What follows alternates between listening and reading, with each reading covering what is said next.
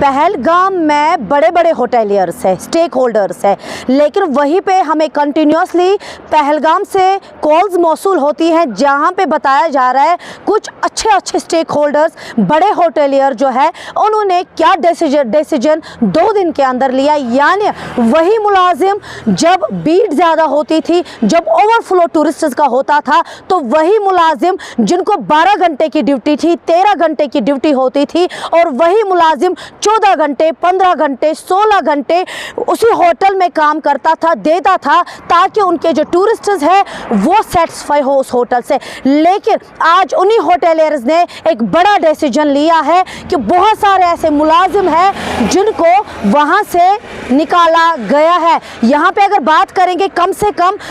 एक मौका देना चाहिए उन एम्प्लॉयज़ के लिए, कम से कम 1 महीना देखना था कि क्या फ्लो रहेगा पहलगाम के लिए, क्या टूरिस्ट्स का फ्लो रहेगा। उसके बाद अगर वो डिसीजन भी लेते तो हम भी उसकी कदर कर लेते। लेकिन उनके कहने के मुताबिक जो भी हमें कॉल्स आती है, अलग अलग होटेलियर्स में जो एम्प्लॉयज़ काम करते थे, तो हमारे पास कॉल्स आती है, मैम 1 हफ्ते में, मैम 2 दिन में, 3 दिन में, बड़े बड़े जिनके एम्पायर है उन्होंने ये डिसीजन लिया, लेकिन हम वही एम्प्लॉयज़ हैं जो रात दिन उस होटल के लिए काम कर रहे थे। इवन कि अगर हम 12 घंटे की ड्यूटी है as per the offer letter, लेकिन हमने उन होटल्स में 14 घंटे की ड्यूटी दी है और कोई भी एक्स्ट्रा कमीशन हमने होटल से नहीं लिया है, न दिया गया है। लेकिन यहाँ पे अब मैं नहीं चाहती हूँ कि मैं उन होटेलियर्स का नाम इस टाइम पे ले लूँ, क्योंकि उनका एक नाम है, तो मुझे लगता है ये वीडियो उन तक ज़रूर पहुँचेगा और वो खुद समझेंगे कि इस टाइम पे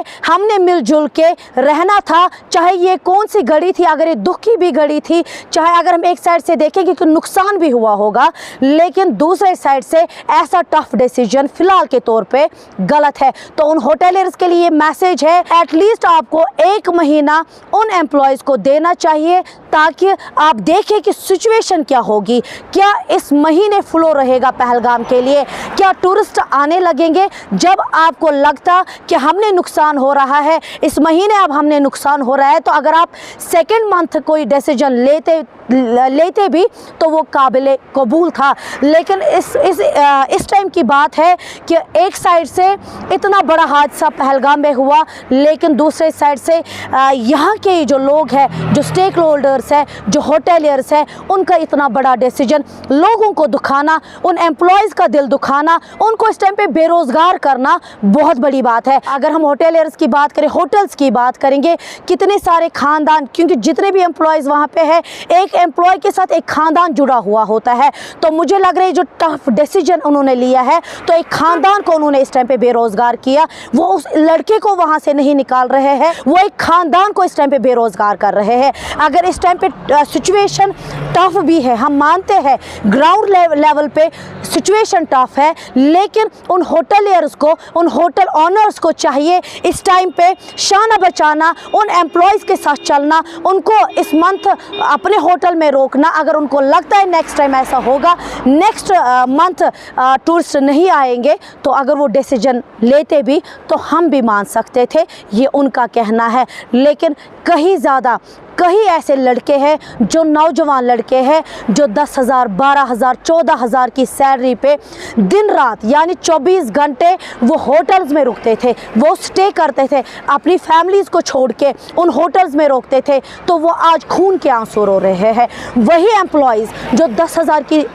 सैलरी पे 12 घंटे के बजाय 16 घंटे होटल में काम करता था, ताकि उस होटल के जो स्टार्स है ना, वो 4 से 5 स्टार्स में आ जाए वो होटल। लेकिन उस होटल ऑनर को इस टाइम पे चाहिए था कि अपने जो एम्प्लॉयज़ हैं उनको एक्सेप्ट करना, उनका रोज़गार नहीं छीनना था। तो हमारे कंटिन्यूसली, जैसे मैं बार बार ये कह रही हूँ कि कंटिन्यूसली अलग अलग होटल से अलग अलग जितने भी एम्प्लॉयज़ हैं जिनको निकाला गया, हमारे पास कॉल्स मौसूल हो रही है कि ये गलत डिसीजन है। जिन होटेलियर्स